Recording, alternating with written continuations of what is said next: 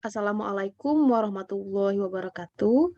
Perkenalkan nama saya Aulia Syarani dari Sistem Informasi Reguler 5C.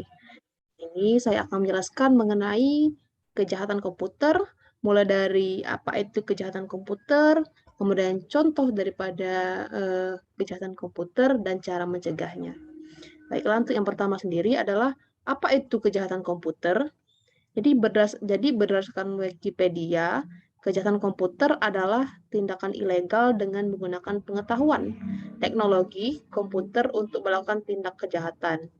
Pencurian perangkat keras dan perangkat lunak atau hardware dan software, kemudian manipulasi data, pengaksesan sistem komputer secara ilegal dengan telepon dan mengubah program.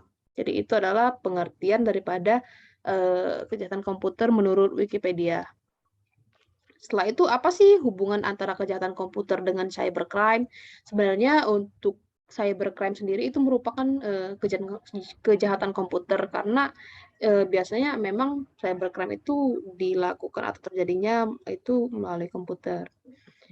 Nah, untuk jenis-jenis daripada cybercrime itu apa saja sih? Yang pertama itu ada penipuan online, kemudian ada penipuan phishing, kemudian ada malware, kemudian ada bom email, setelah itu ada peretasan dan spamming media sosial, ada juga pencucian uang elektronik, kemudian ada data diddling, ada juga peretasan, ada juga cyber stalking, ada cyberbullying, ada identity theft atau thief, ada juga ransomware. Nah, terus salah satu contoh ataupun salah satu jenis penipuan yang paling sering ataupun yang pernah saya rasakan sendiri adalah penipuan online ataupun penipuan berkedok telepon berhadiah. Jadi bagaimana sih biasanya modus ataupun cara pelaku menipu daripada korbannya sendiri? Nah, yang pertama itu yang pasti daripada pelaku akan menelpon korban, kemudian mengaku dari instansi resmi. Contohnya kayak GoPay ataupun OVO ataupun dari bank juga bisa kayak BNI, BRI, Bank Sumsel Bubble ataupun e-commerce seperti Shopee ataupun Tokped tuh. Jadi mereka ngaku dari instansi resmi, kemudian mereka memberitahukan korban atau mengiming-iming korban bahwa korban ini sebenarnya memenangkan suatu hadiah atau memenangkan undian. Misalnya saya contohkan nih, untuk GoPay dari pelaku bakal memberitahu korban bahwa korban itu menjadi pemenang daripada suatu undian saldo GoPay. Nah, setelah itu dari pelaku akan merayu korban untuk memberikan data-data penting agar bisa login ke akun korban. Jadi daripada pelaku bakal minta seperti username, password agar bisa masuk ke akun korban.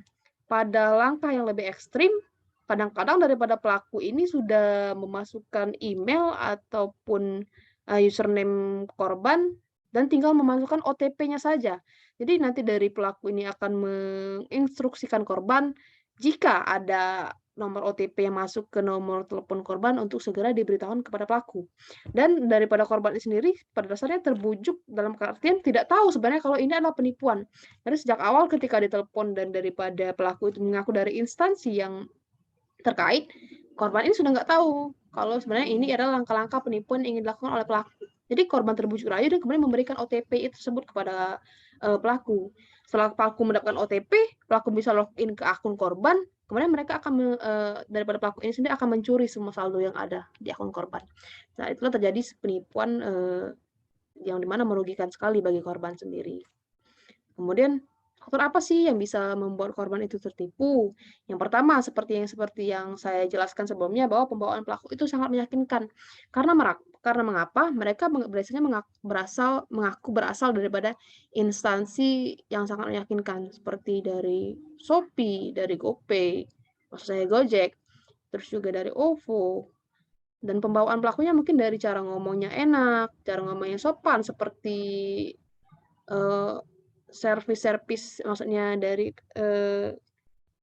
daripada pelayanan-pelayanan daripada instansi seperti call service dari instansi-instansi terkait, jadi sangat meyakinkan seolah-olah benar itu dari instansi yang dibawa begitu.